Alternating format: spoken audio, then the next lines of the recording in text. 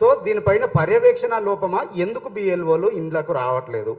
So ఈ పర్యవేక్షణ లోపం వల్ల రాకపోవడం వల్ల ఇక్కడ హైదరాబాద్లో మెజారిటీ వాళ్ళు ఎట్లుంటారనంటే రోజువారీ పనులు చేసుకునేటువంటి వాళ్ళు ఉంటారు.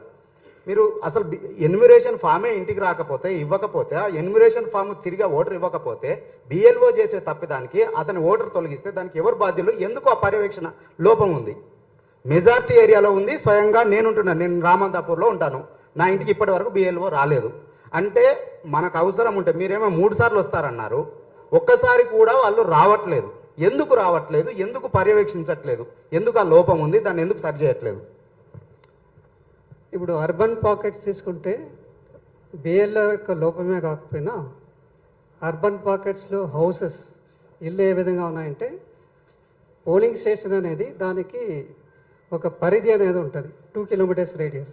ఆ 2 కిలోమీటర్స్ రేడియస్లో ఉన్న ప్రతి ఒక్కరికి ఒక పోలింగ్ స్టేషన్ కింద తీసుకోవడం జరుగుతుంది.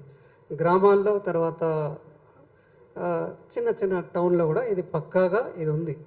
వెరాస్ అర్బన్ పాకెట్స్ లైక్ హైదరాబాద్ కానీ చుట్టుపక్కల ఉన్న మేడ్చల్ ఇవి తీసుకుంటే ఆ 2 కిలోమీటర్స్ రేడియస్లో ఒక బిఎల్ఓకే కాకుండా ఇంకొక బిఎల్ఓ కూడా అలా మిక్సప్ అయింది. ఎందుకంటే అడ్రస్ కరెక్ట్ లేకపోవడం ఒకటి, తర్వాత హౌసెస్ మధ్య మధ్యలో కన్స్ట్రక్షన్ చేయడం, పూర్తిగా అది మిక్సప్ అడ్రసెస్ ఉండడం వల్ల బిఎల్ఓ పరిధిలో 1200 ఓట్లు అంటే అది మిక్స్ అయి ఉండడం వల్ల ఇబ్బంది జరుగుతుంది. అదొకటి. రెండవది బిఎల్ఓస్ ఎవరైతే ఉన్నారో వాళ్ళు అర్బన్ పాకెట్స్లో వాళ్ళ యొక్క ఏదైతే పనిచేస్తున్న ప్రదేశం ఏదుందో అక్కడ ఆ ప్రదేశానికి సంబంధించిన వ్యక్తి కాదు వీళ్ళు ఎక్కువ భాగం. ఇంతకుముందు అయితే మున్సిపల్ ఎంప్లాయీస్ అని చెప్పేసి సూపర్వైజర్స్ ఆ విధంగా పెట్టుకున్నారు.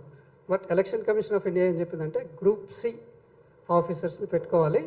ఎందుకంటే మున్సిపల్ ఎంప్లాయీస్లో నిరక్షరాస్యులు తర్వాత మినిమం ఎడ్యుకేటెడ్ ఉంటారు కాబట్టి వాళ్ళని మార్చండి అని చెప్పారు. కాబట్టి వాళ్ళని మార్చడం ఒకటి. దానివల్ల ఎవరైతే ఎంప్లాయీ బిఎల్లో ఉన్నారో వాళ్ళు ఆ ప్రదేశానికి సంబంధించిన వ్యక్తి కాదు, అదొకటి. తర్వాత అక్కడ చేస్తున్న ఎంప్లాయీ కూడా కాదు. వేరే రూరల్ ఏరియాస్లో అంగన్వాడీ వర్కర్ కానీ లేకపోతే ఏఎన్ఎం కానీ ఇంకా పంచాయత్ సెక్రటరీ కానీ ఎవరిని తీసుకున్నా ఎక్కువ భాగం 80 to 95% ఆ ఏరియాకి సంబంధించిన వాళ్ళే 5 ఏళ్ళ నుండి 8 ఏళ్ళ నుంచి కొంతమంది 10-12 ఏళ్ళ నుంచి అక్కడే పనిచేస్తూ ఉన్నారు. ఇంతకుముందు ఎలక్షన్స్ కూడా వాళ్ళు అక్కడే కండక్ట్ చేయడం జరిగింది. ఈ విధంగా ఉండడం వల్ల రూరల్ పాకెట్స్లో ఈజీ. వేరే అర్బన్ పాకెట్స్లో ప్రదేశం కొత్త ఒకటి, ఆ ఏరియాలో ఉన్న ఇళ్ళకు సంబంధించిన వ్యక్తులు అందరూ కొత్త కావడంతో ఇబ్బంది ఏర్పడుతుంది. ఇదొకటి. తర్వాత వాళ్ళని ప్రతి ఒక్క ఎంప్లాయీ అర్బన్ పాకెట్స్లో అయితే బిఎల్ఓకి సహాయకులుగా మున్సిపల్ ఎంప్లాయీస్ని పెట్టమని చెప్పడం జరిగింది. కొన్ని చోట్ల పెట్టకపోవడం వల్ల అదొక ఇబ్బంది ఉండొచ్చు. తర్వాత ఇంకోటి వాళ్ళు మీరు అంటున్నట్టు తిరగడం లేదు అంటే వాళ్ళకి ఎక్కడ ఉంటున్నారు, నాకున్న 1200 మంది ఓటర్స్లో వాళ్ళు ఏ హౌస్లో ఉంటున్నారు, ఏ అడ్రస్లో ఉంటున్నారు తెలియకపోవడం ఒకటి. దాన్ని తెలియపరచడం, దానికి కొంచెం సహాయపడడానికే మున్సిపల్ ఎంప్లాయీస్ని సహాయకులుగా హెల్పర్స్గా పెట్టుకోమని చెప్పడం జరిగింది. ఇది కొంత లోపం ఉండొచ్చు. Again will give some directions అంటే ఓకే.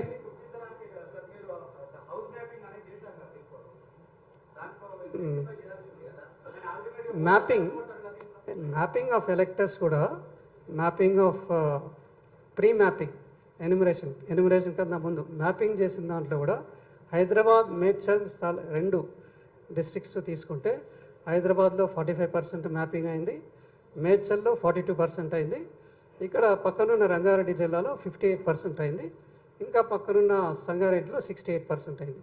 మిగతా అన్ని జిల్లాల్లో తీసుకుంటే 90%, 99%, 95% అలా మ్యాపింగ్ చేయగలిగారు.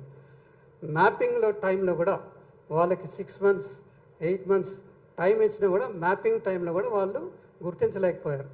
సో ఈ హౌసెస్ గుర్తించడంలో కొంత ఇబ్బంది అయింది, వాళ్ళకి ఇబ్బంది అవుతుంది కూడా ఇప్పుడు కూడా తిరిగి ఇవ్వడంలో. సార్ తిరుపతి చారి సార్ 10 TV యాక్చువల్గా మీరు చెప్తున్నారు హైదరాబాద్ నగరం సంబంధించిన మేజర్ ప్రాబ్లం అంతా హైదరాబాద్ నగరమే ఉన్నది. మీరు రూరల్ ఏరియాలో 90% ప్లస్ అయింది అంటున్నారు, హైదరాబాద్లో 60% ప్లస్ అంటారు. కానీ యాక్చువల్గా ఇప్పటి వరకు కూడా హైదరాబాద్లో నాకు తెలిసి ఎమ్యూనరేషన్ ఫామ్స్ 35% కూడా జరగలేదు సార్. వాస్తవంగా చాలా చోట్ల ఒకే నంబర్ ఉన్న ఇంట్లో పోలింగ్ బూత్లేమో 4 ఉంటున్నాయి. ఆ ఎమ్యునరేషన్ ఫామ్ ఇచ్చే బిఎల్ఓలు సరిగా ఆ ఇంటికి వచ్చి ఎవ్వరు కూడా ఆ ఎమ్యునరేషన్ ఫామ్స్ ఇవ్వట్లేదు. వస్తున్నారు ఆ ఇల్లు పరిసర ప్రాంతాలకు వస్తున్నారు, వాళ్ళ ఇళ్ళకు కూడా రావట్లేదు. ఆ ఫ్లోర్స్లో కూడా పైకి ఎక్కట్లేదు. ఎక్కకుండా ఏం చేస్తున్నారంటే ఫామ్స్ కిందనే పిలిచి ఎవరన్నా ఉంటే ఆ టైంకి ఉంటే తీసుకుంటున్నారు, లేకపోతే లేదు. వాళ్ళు ఇవ్వకుండానే వెళ్ళిపోతున్నారు. దీనికి పరిష్కారం ఏమైనా మీ దగ్గర ఉందా? ఒకే ఇంట్లో ఉన్న 4 ఓటర్లకు ఒక్క ఫామ్ కూడా ఇవ్వకపోతే దీనికి పరిష్కారం ఏమైనా ఉందా హైదరాబాద్ నగరంలో? బేసిక్గా దానికి ఏంటి పరిష్కారం ఏంటి? ఓకే, ఇది బిఎల్లో తిరగాలి, తిరిగి ఇవ్వాల్సి వస్తుంది. అదే దట్స్ డిఫరెంట్. బిఎల్లో ఒక రోల్ ఖచ్చితంగా చేయాలనేది మళ్ళీ ఖచ్చితంగా ఆదేశాలు ఇస్తాము. జిహెచ్ఎంసీ కమిషనర్ కూడా పర్యవేక్షణ అనేది కూడా ఎక్కువ చేయాలని చెప్పి చెప్తాము. అదొకటి. ఇది బిఎల్లో రోల్. బిఎల్లోనే అవసరం లేదు, నేనే ఫిల్ చేసుకుంటామంటే ఈసీఐ నెట్ కొంచెం లిటిల్ బిట్ ఎడ్యుకేటెడ్ పర్సన్స్ అయితే voters.eci.gov.in అది, లేకపోతే ఈసీఐ నెట్లో చాలా ఈజీగా అది చేయొచ్చు. అది రెండో మార్గం. Okay sir. సార్ నమస్తే, నేను శేఖర్ అండి, సాక్షి టీవీ ఇటు సైడ్. 2002లో ఓటు హక్కు నాకు లేదు, ఇప్పుడు కూడా ఓటు హక్కు నాకు లేదనుకోండి, వాళ్ళు ఏం చేయాలి? ఒక ప్రశ్న. ఇప్పుడు ప్రజెంట్ ఓటు హక్కు ఉండి ఫామ్ రాకుండా, మొన్న రీసెంట్గా ఓటేశాను బట్ ఫామ్ రాలేదు, ఆ రాని వాళ్ళు ఏం చేయాలి? ఎలాంటి డైరెక్షన్స్ ఇస్తున్నారు మీరు? ఇప్పుడు 2002లో మీరు ఓటర్ కాని పక్షంలో ఇప్పుడు కూడా ఓటర్ కాదా? ఓటర్ కాని పక్షంలో మీ తల్లిదండ్రులు ఓటర్స్ అయితే వాళ్ళ యొక్క డీటెయిల్స్ ఇంతకుముందు చెప్పినట్టు ఇక్కడ మీ తల్లిదండ్రులు ఓటర్స్ అయితే వాళ్ళ డీటెయిల్స్ ఇక్కడ పెట్టండి, తర్వాత మీ డీటెయిల్స్ ఇక్కడ పెట్టండి. మీ తల్లిదండ్రుల డీటెయిల్స్ కూడా మీకు 2002లో ఏంది తెలియకపోతే 2 బాక్స్లు ఎంటీ పెట్టేసి ఇక్కడ మాత్రం ఫిల్ చేసి ఇచ్చేసేయండి, సరిపోతుంది.